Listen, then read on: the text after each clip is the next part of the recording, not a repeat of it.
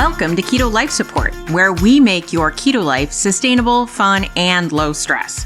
I'm Kim Howerton, and I'll be coming to you weekly with some of my keto besties to bring you the practical, real-world keto advice that you need.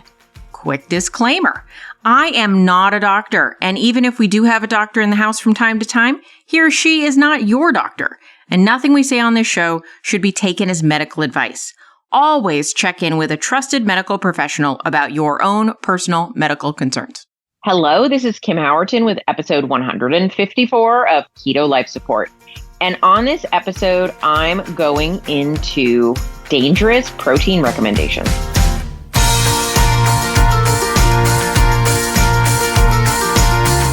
So those who've been on the keto whirlwind for multiple years will know that one of the most hotly debated topics of keto will be how much protein should people eat?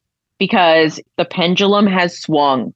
When I entered the keto sphere, it was all about low protein. A lot of fear mongering about eating too much protein is going to tank your ketones, and then you're not going to lose any weight because ketones are required for weight loss.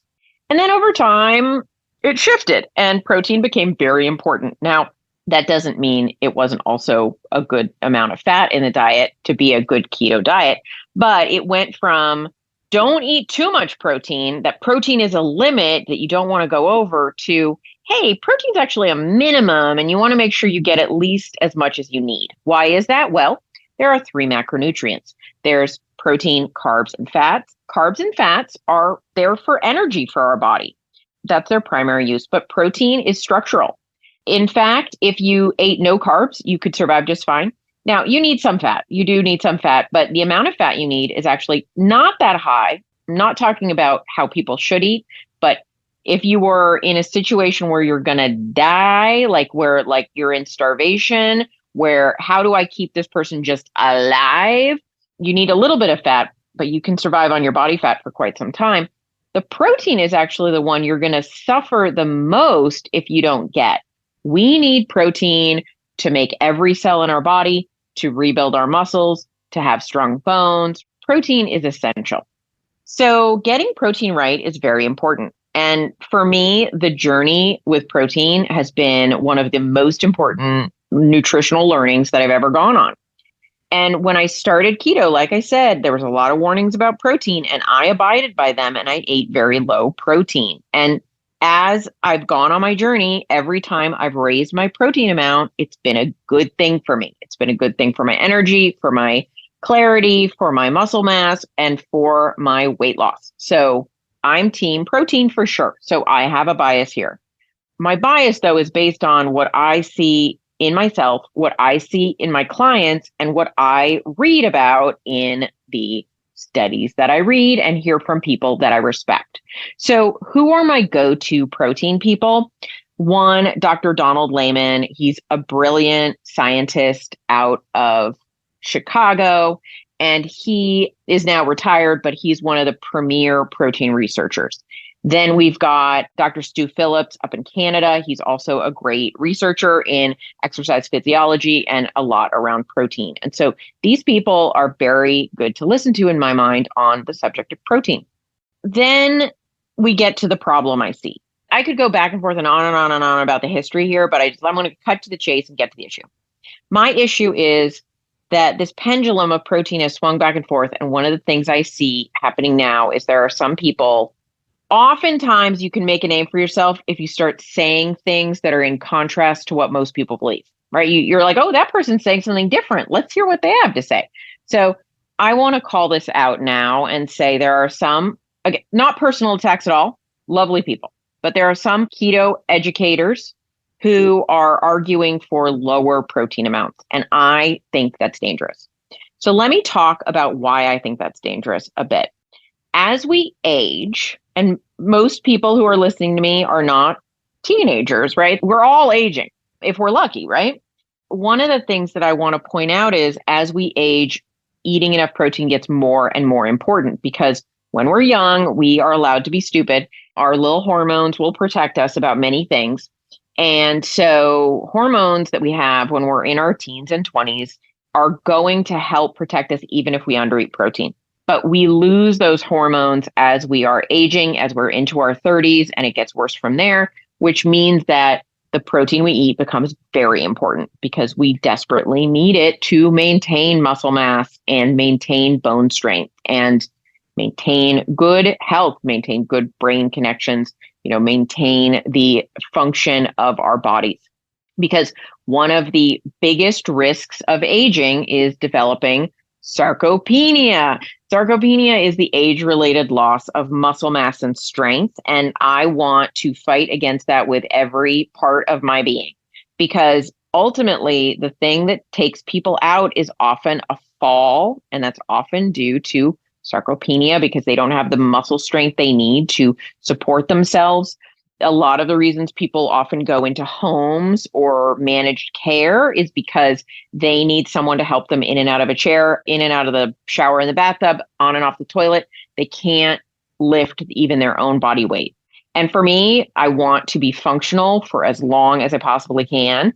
And it's very important to me that I maintain as much muscle mass as I can.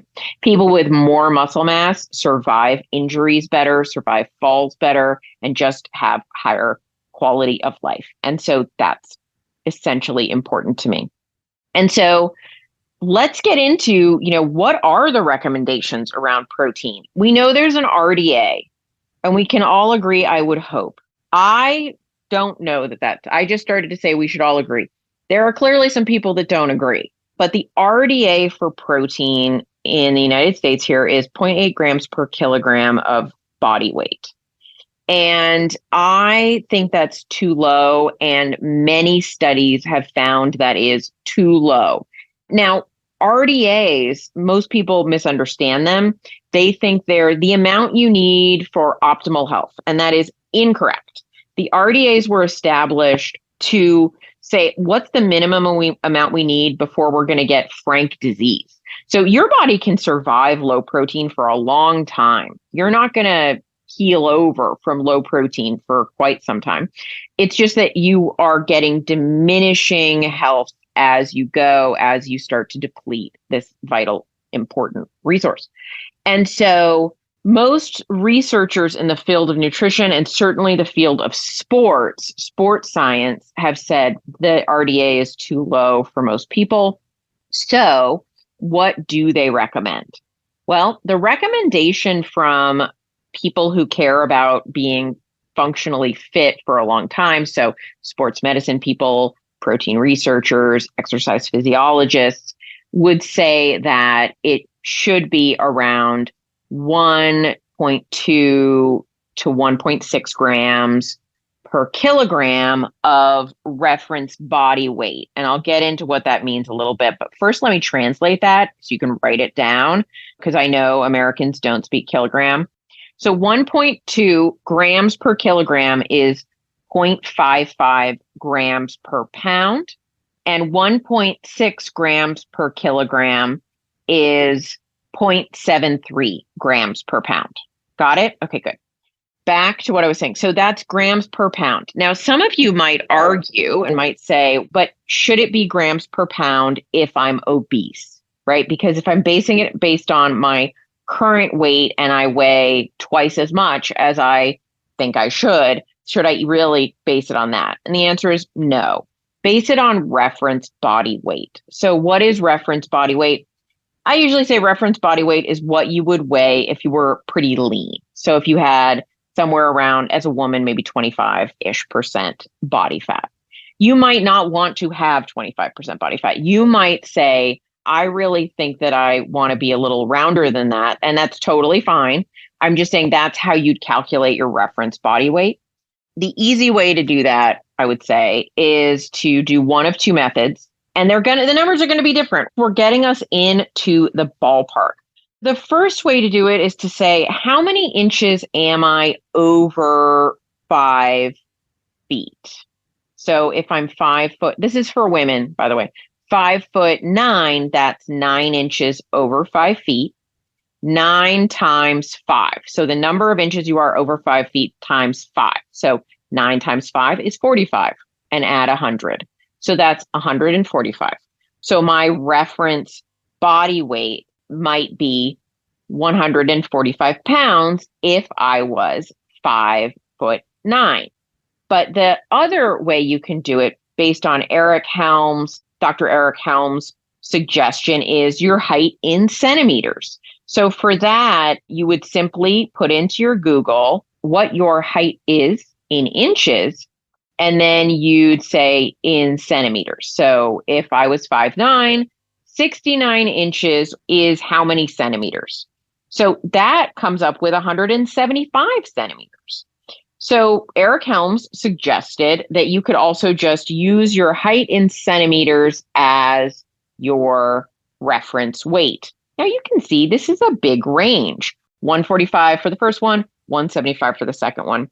And so what I actually think makes the most sense is to do the lower one, which is the 5 times your height method, if you're not an exerciser, and then you can use the centimeters one if you are somebody that lifts a lot of weights and probably has a lot of muscle mass, right? Because if someone is very lean without a lot of muscle mass, they're going to have a lower body weight because muscle weighs something. So there you go. So that is one method of doing it. So calculating your dietary protein needs based on your reference body weight.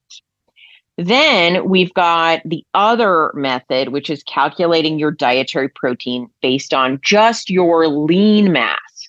So lean mass is just what your everything in your body weighs without body fat. Now, you can never weigh that because you would die because you need body fat. So it's not like a goal weight or anything. It's just taking out the fat mass from the calculation, which makes a lot of sense, right? Because you don't need to feed your body fat protein.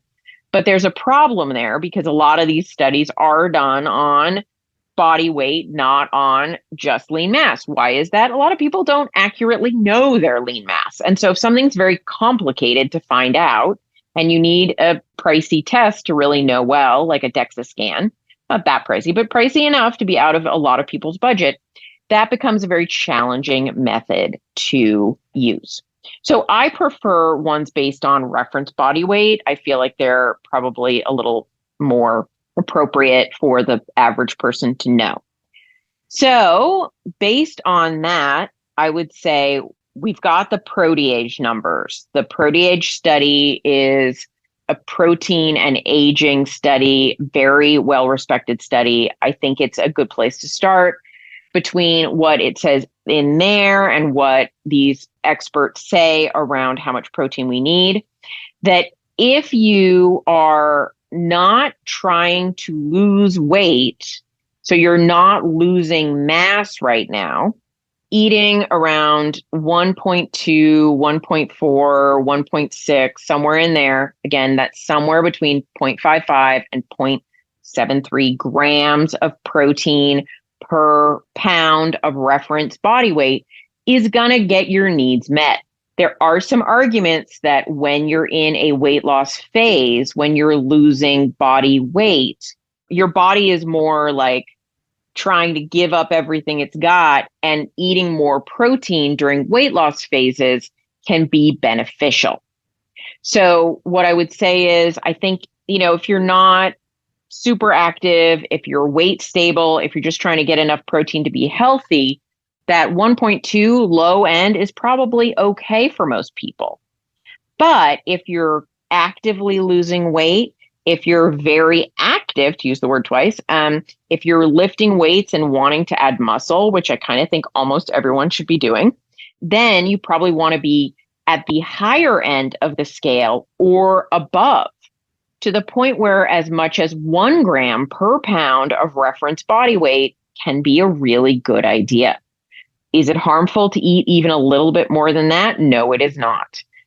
We don't start to see any real issues in a healthy population until we get up as high as maybe above 3 grams per kilogram, which is around 1.5 grams per pound. And even that still seems safe. It's just that people have not done more than that on long terms because it's a heck of a lot of protein. So now we know. Well, this is my opinion based on the opinions of very smart people. I think that the minimum amount of protein that an adult should be eating is 1.2 grams per kilogram of reference body weight, which is around 0.55 grams per pound of reference body weight. And that's on the low end. Like, I worry about people below that. Is that optimal? Is it more optimal to have a little bit more? I think in most circumstances, it indeed is.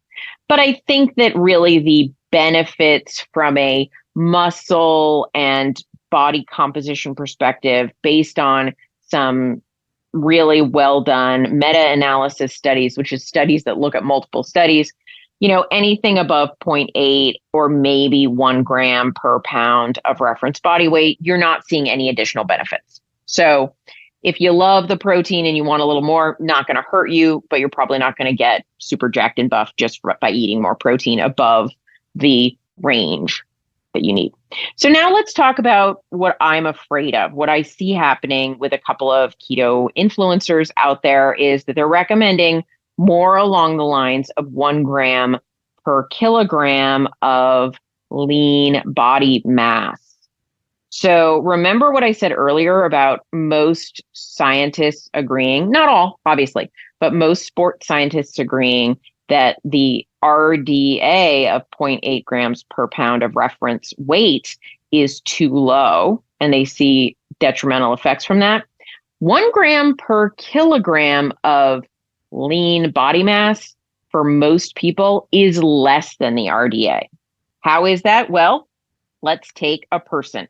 So we've got a person, let's say that they are currently 150 pounds with 113 pounds of lean body mass, and they are 25% body fat. They have no weight they want to lose. They're a really healthy, very thin at their goal.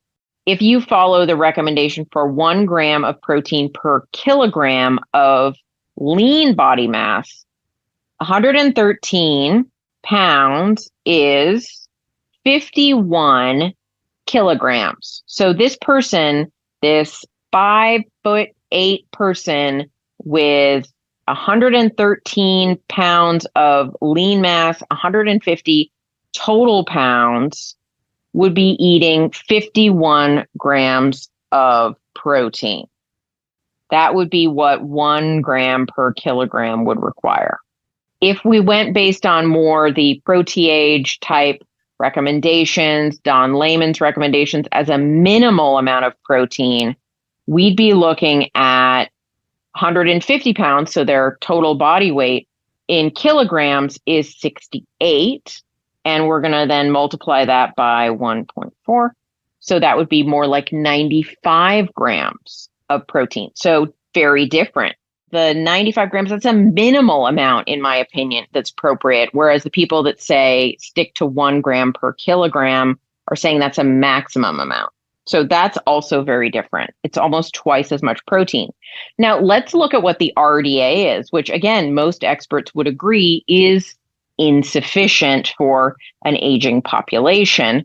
And so if we took the RDA, which is based on kilograms again, the 68 kilograms that this person weighs, and we multiply that by 0.8, we get more protein. Still an absurdly low amount of 55 grams, but more protein than 1 gram per kilogram of lean body mass. And so I just want to put it out there. And I know I'm taking a stand that some of you might disagree with, but I want to put it out there that these recommendations for what I consider not sufficient protein worry me. They worry me. And, if that means you don't want to follow me or don't want to follow my recommendations, I am okay with that, because I have to say what's in my heart, and I have to say what I think is really important and what I think is important to protect people's health. And, that is something I'm going to draw a line here and say, I cannot support protein recommendations that are below at a very minimal amount, 1.2 grams per kilogram or around 0.55 grams per pound. They scare me. And I don't even think that's quite enough for most people. Now, some of you might say, but what if someone is diabetic? Don't they need to watch their protein amount? And isn't a lower amount better for a diabetic? And to that, I would say, let's look at our friends, Drs. Finney and Volek at Virta, which is specifically a group of people dedicated to reversing type 2 diabetes, and their recommendation is 1.5 grams per kilogram of reference body weight. So right there in that range that I like. Then I look to my friend Amber O'Hearn. Amber O'Hearn is a supporter of high-fat carnivore. Most people think, oh, high-fat carnivore, that's going to mean that she supports low protein. No, she doesn't like to see protein going below about 1.4 grams per kilogram. So you can see that a lot of people are saying, don't sacrifice protein. Now, that doesn't mean you can't eat high fat. It just means you can't go below the minimum thresholds for protein. This is not a podcast about fat. This is a podcast about protein. So I think it's really important that we look at this and that we establish that there are minimal amounts for health. Now, might someone have a health condition that is contrary to these protein recommendations? There might be some, but they're going to be pretty small numbers of people. And they're going to be people who are sick enough that they're going to be working with their doctor on their nutrition, not by listening to recommendations on the internet. So if you have very extreme reactions to protein, if you have a type of illness that is contraindicated for very much protein, again, these are not common, they're not frequent, but they do happen. And so obviously those people are going to need to listen to their recommendations of their doctor, not me. So the people out there in the world who are recommending very low protein amounts, a lot of times these people will say it's because they want to get your ketones higher. Now, if that is someone who's treating you for cancer or, maybe epilepsy, these arguments may stand, although I know the people putting out the epilepsy requirements have shifted to a slightly higher protein recommendation than they used to have. So even they are saying, hey, a little more protein is probably beneficial. But again, these are specific severe illnesses that you're working with a doctor on. They should not be applied to the general population. And it's really important that we know that in most circumstances, if you have certain conditions, in fact, you might need more protein rather than less protein. So I want to be a voice out there for some sanity with nutrition and to just remind you that higher ketones don't cause fat loss. While it is true, if you highly restrict your protein amount while eating a lot of fat, so like if I was eating 50 grams of protein and 200 grams of fat a day, yeah, I'd have higher ketones than I would at 150 grams of protein and 100 grams of fat. But would I be physically better off long-term? My opinion is absolutely not. I do not need my ketones to be sky high. They do not cause more weight loss. Higher ketones causing more weight loss is, in fact, untrue and unfounded in science. So there might be reasons. Again, you might want higher ketones if you're trying to treat certain illnesses, but it is a proven fact. High ketones do not equal high weight loss. Can you lose weight with high ketones? Yes. Can you lose weight with low ketones? Yes. Can you lose weight with no ketones? Yes. So ketones do not track with weight loss. And so if you're primarily just trying to be a healthy person who has good blood sugars and a healthy body weight, higher ketones are not the way. So I hope that makes sense to you. And I hope you also understand I'm not saying a ketogenic diet is useless and that ketones are useless. I am not. I'm simply saying more does not always equal better. So I hope that made sense to you. If you have questions, please let me know. I am going to do some YouTube videos on this topic as well. So if you want visuals, if you need visuals, keep your eye out for those. All right, guys, I appreciate you all for listening, sticking with me as I ranted about this topic because it is near and dear to my heart and very important. So please take care of yourself, take care of your muscle mass. Don't get sarcopenic. All right, bye-bye. Thank you so much for joining us for this episode of Keto Life Support. Want more information? Want show notes? Want to suggest a topic? Just head over to ketolifesupport.com. That's where all that kind of thing can go on. By the way, I have a request. If you could go to your podcast host and hit subscribe, we would really, really appreciate it. And what would be even more awesome is if you could write a review. And what would be even more awesome than that is if you could write like a really flattering review. Just asking, you do you. All right. So thanks so much for joining us. I'm thrilled that you're part of the Keto fam. Talk to you soon. Bye-bye.